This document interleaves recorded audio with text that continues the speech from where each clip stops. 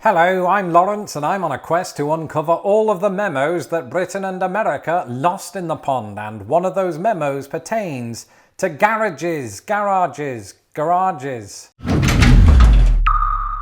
No matter how you pronounce it, there's no escaping the fact that I, Lawrence Brown, after more than 40 years, now own my first American garage. And it got me wondering, how does it differ from the garage that my British parents had while I was growing up? And so I could stand right here facing out of my new studio and tell you all about it, or I could just show you. But before I do that, if you haven't had a chance to subscribe to this channel, do that now. Alright, get your coat on, we're going outside for a moment.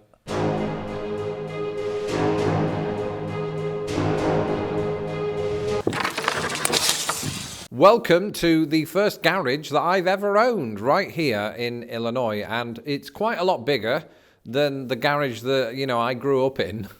I didn't grow up in it. I grew up in a house that had a garage in England, and it was much smaller than this one. And by American standards, I don't know, this might actually be quite small. It's big enough for 2 cars. We only have 1 car. But I think most of the time in England, you'll have those garages that are built just for 1 car, and they'll usually have that garage door that's more or less a square. But this comes with this big, wide, rectangular door, which we had to have fixed because it wasn't opening correctly. The mechanism had broken, so we had some people come fix it, and they were telling us this is probably the original door that came with this original garage, which came with the original house in the early 1940s. And when you open it using either the switch on the wall or the remote control that we have in our car, I think it's all a rather pleasing action.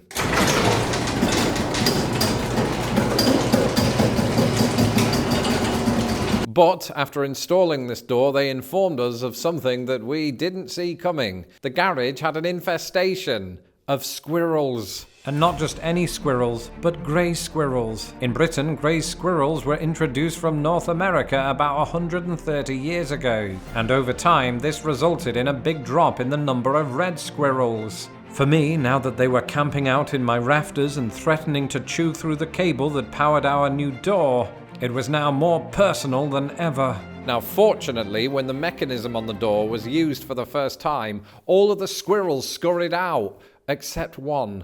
I'm going to climb up the ladder, see if I can see it. Yesterday I saw it in that corner. I wish I had my camera with me. It hit me on the head. Look at that. Right up close to where I am. Well, we're not actually hearing it right now, which, yesterday it kept running whenever we'd bang stuff. So maybe it got out. My wife doubts it.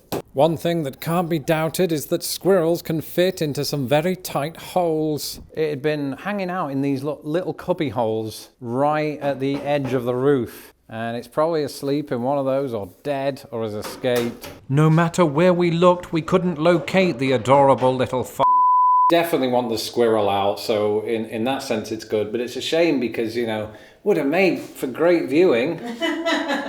But he's run off. See, this is where the hole is. Yeah, and the guy who put our garage in, the garage door in the other day, filled in the window temporarily because we have a window pane missing that needs fixing. Just don't know how it would have gotten out, that's the problem. Well, squirrels are, they can probably fit through small holes. And in the US, it might well be that they have more places to hide. Not only is your average American garage bigger, but Americans, perhaps more than Brits, like to fill their garage with clutter. 1 in 4 Americans say that their garage is so disorganized that their car won't even fit, and in some respects, there are clues that my new garage might once have suffered a similar fate. We have this cabinet that someone made by hand. It's like a tool cabinet in this garage that I have not opened yet, so hopefully there are no squirrels. Good. So looks like some nails, first aid kit, nothing really to write home about, but it is a cute cabinet. Maybe we can use it. Yeah, once I've cleaned it. And painted it? Yeah. And the rest of the garage? Yeah, it's a paint job needed. There's no question about that. It seems that the previous owners weren't so much hoarders as they were I'll get around to this tomorrow type people, which is something that I can definitely relate to. If you have a keen eye and happen to be one of the 200,000 people that saw my recent home tour video, you might have noticed that the dining room doesn't have a door. And that's because it's been gathering dust in the rafters of the garage. And dust might be a polite way of putting it. Kind of smells like feces.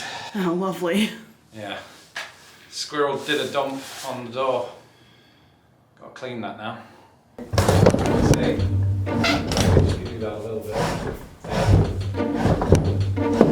Alright, this is the biggest piece of wood in the universe. I don't exaggerate. Let me see the top of it, make sure there's nothing that's gonna fall on us. No dead squirrels up here, so that's so far so good. Alright, and it looks like up here we have some sort of mystery frame thing, or like a pole thing. Oh, it's like, what do you call it, fencing material. Not sword fighting, but stuff you put in your garden to keep out raccoons. I think it's a gate, because you've got the, yeah, it is, it's a spare gate. Some people have spare tyres, we have a spare gate to keep out the raccoons. Either it's a spare gate or a broken one that they discarded. We're about to find out. I mean, it seems like it works. Those are fine, but I don't know what we'll do with it. Maybe I could put it in my studio just to keep out the cat. He'd jump it. He would jump that in a second. So would raccoons, just so we're clear. All of this ladder climbing is making me feel like Fireman Sam or Jeff Hardy. There's no in between. We've had no black cats running under the ladder, so all is good. I'm not superstitious anyway. I just think that brings you bad luck. You're not gonna, yeah, sap. Sap. Too busy looking at the sap to laugh at my great joke.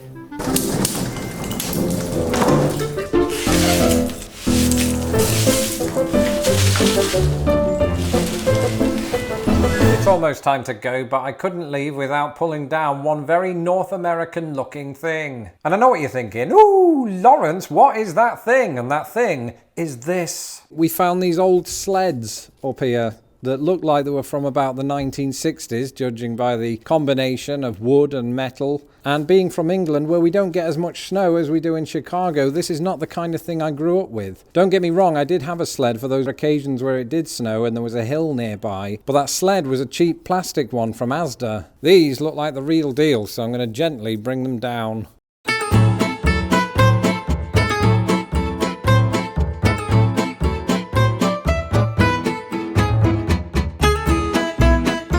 It's called a Yankee Clipper, which seems to have been a popular type of sled many moons ago. If you're American and you had one of these growing up, let me know in the comments below, because personally, this is the first time I've seen one of these contraptions with my own fingers. And that's it for this episode. Thank you for joining me in my garage today. I'm Lawrence Brown. You can follow me on Twitter at LostInThePondUS, and don't forget to subscribe to my channel so that I don't have to. And if you enjoyed this video, be sure to check out my home tour right now. Finally, thank you to my patrons who make these videos possible. If you would like to support Lost in the Pond, you can do so today at patreon.com/lostinthepond. Until the next video, goodbye.